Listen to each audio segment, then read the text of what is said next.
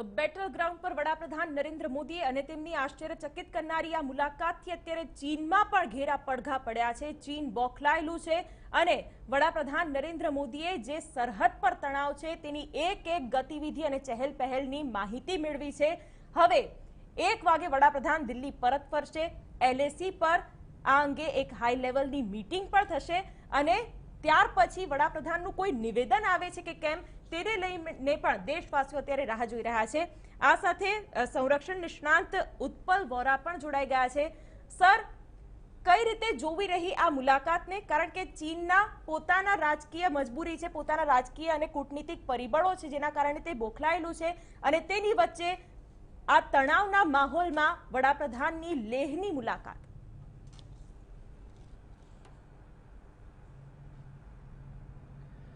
શિવાની, તમારી વાત બિલકુલ સાચી છે અને આપણે દર્શકોને યાદ કરાવવું જોઈએ કે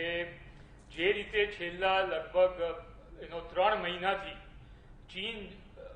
જે લાઇન ઓફ એકચ્યુઅલ કંટ્રોલ જેને કહેવાય એની ઉપર 3488 કિલોમીટરની એ લાંબી સરહદ આવેલી છે। ત્યાં આગળ ફક્ત લદ્દાખના એરિયામાં પણ નહીં, પણ ડેમચોકથી ઉપર માંડીને ગાલવાન વેલી, પેંગોંગસો લેક અને નીચે ડેમ્સર ત્યાં આગળ અને ઇન્ક્લુડિંગ અરુણાચલ પ્રદેશ અને સિક્કિમની અંદર એની ગતિવિધિઓ છેલ્લા ઘણા વખતથી ચાલુ છે। 3 વખત મિલિટરી લેવલની, સિનિયર લેવલ મિલિટરી લેવલની જે ડિસ્કશન થઈ, મંત્રણાઓ થઈ, એનો કોઈ નિષ્કર્ષ આવ્યો નથી। ડિપ્લોમેટિક મિટિંગો જે થઈ રહી છે અને બિહાઇન્ડ ધ સીન એક્ટિવિટી જેને ટ્રેક 2, ટ્રેક 3 કહેવાય અને ટ્રેક 1 પણ જે ઇવન એક્સટર્નલ અફેર્સ મિનિસ્ટ્રી કરી રહી છે એના પણ કોઈ નિષ્કર્ષ આવી રહ્યા નથી। નોટ ઓનલી ધેટ કે જે વસ્તુ ડિસ્કસ થઈ રહી છે એનાથી એક્ઝેક્ટલી ઓપોઝિટ એનું રિએક્શન ચાઇનાનું આવ્યું છે અને હંમેશા ત્યાં આગળ વધારે પડતું ફોર્સ લેવલ ખડકી દેવામાં આવે છે અને સાથે સાથે વાતો કંઈક અલગ અને એક્શન કંઈ ટોટલી અલગ જાતના થાય છે। માટે જે જાતનું ડી ઇન્ડક્શન અને ડી એસ્કેલેશન ઇન્ડિયા ડિમાન્ડ કરી રહ્યું છે એનાથી એક્ઝેક્ટલી ઓપોઝિટ રિએક્શન ચાઇનાનું આવી રહ્યું છે। આ વસ્તુ કોઈ હિસાબે પણ ચલાવી લેવાય નહીં, કારણ કે જો મીડિયાના રિપોર્ટ્સ માનીએ અને સેટેલાઇટ ફોટોગ્રાફી માનીએ તો બીજા બધા એરિયાની અત્યારે ધારો કે પણ એની જો વિચાર ના થાય તો પણ પેંગોંગસો લેકની અંદર ફિંગર 4 સુધી ચાઇનાની પ્રેઝન્સ દેખાઈ રહી છે અને માટે કોઈ પણ સેલ્ફ રિસ્પેક્ટિંગ નેશન અને એની પોલિટિકલ લીડરશિપ આ જાતની હરકત ચાઇનાની ચલાવી લેવામાં આવે નહીં અને માટે કોઈને કોઈ રીતે આનો એનો જવાબ આપવો એ બિલકુલ જરૂરી થઈ જાય। It becomes a political necessity for the political leadership of the day અને આ સંજોગોની અંદર જ્યારે ભારતે has decided to match the force level of China, that is from boots to boots, man to main,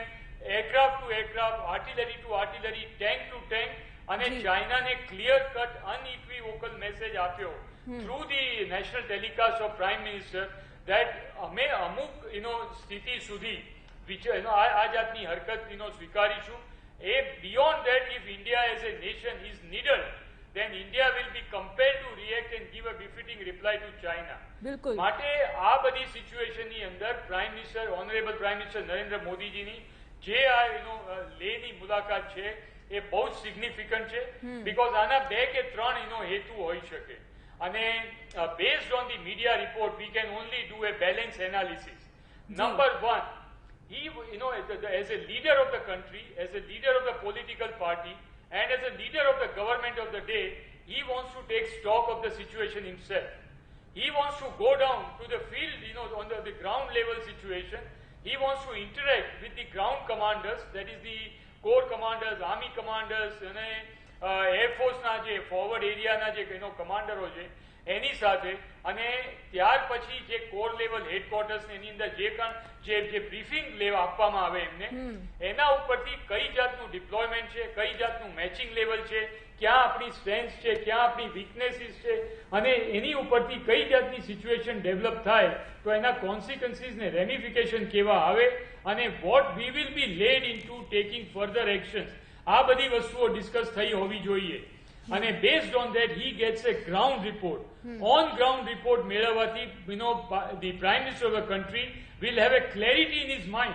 as a leader of the nation, what kind of decision making he has to do in the future days or future hours. અને માટે તમે જેમ હમણાં કહ્યું એ પ્રમાણે જ્યારે once he after taking the ground situation, અને ground reality ની information લીધા પછી, briefing લીધા પછી, જ્યારે દિલ્હી પાછા આવશે ત્યારે again there will be a high level meeting, and in all probability it will be a meeting with the CCS, Cabinet Committee on Security, which is the highest decision making body, and thereafter the cabinet meeting may be held, and they will be apprised as to what is China's factual position on the ground,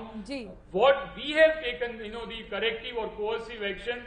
against China, and based on that future reality will be charted out. Second, number 2 decision is the most important thing, and that is, as a leader of the country, he has conveyed a clear message to the troops on the ground that boys, we are with you, no matter what you do. હું જે પણ decision લઉં એની સાથે અમે તમારી જોડે ઊભા છીએ. એટલે કે દેશની સરહદની રક્ષા માટે ન માત્ર દેશનું સૈન્ય પ્રથમ હરોળમાં છે, પરંતુ દેશના વડાપ્રધાન પણ એ હરોળમાં તેમની પડખે ઊભા છે, તે એક સંદેશ. ત્યારે સર, લલિતજી, કઈ રીતે ચીન પર દબાણ બનાવવામાં સફળતા મળી હશે? કારણ કે આ જે ગતિવિધિઓ જોઈને ચીનમાં પણ કંઈક મેસેજ ગયો હશે, એક પ્રેશર બન્યું હશે.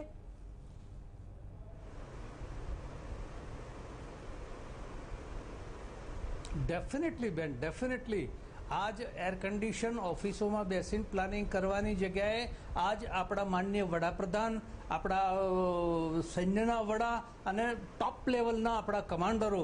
જ્યારે બધા સૈન્યના જવાનોની વચ્ચે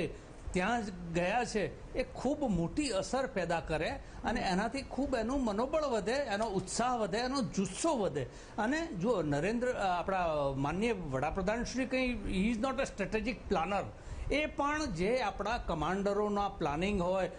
પ્રોઝ કોન્સ બધાની ઉપર ચર્ચા વિચારણા થાય, એમની સ્ટ્રેટેજી આખી જે નક્કી કરી હોય એના ઉપર એની ચર્ચા વિચારણા થાય, એમાં એનું વેલ્યુ એડિશન કરીને એના સજેશન્સ આવતા હોય, એ બધાનો એ કરી અને આખો એ સિચ્યુએશનનો આખો અવલોકન કરી અને એના પછી જ્યારે પાછા દિલ્હી આવશે ત્યારે એમની ડિફેન્સ મિનિસ્ટર સાથે અને આપણા ફોરેન મિનિસ્ટર સાથે પણ આખી એક મિટિંગ જે છે 1 વાગે પહોંચવાના એવા સમાચાર મેં સાંભળ્યા છે. એટલે that will be A very motivational. અને આ પગલાથી ચીન ઉપર 100% મોટી અસર થશે, એમના મનોબળમાં પણ ખૂબ ઘટશે અને એમના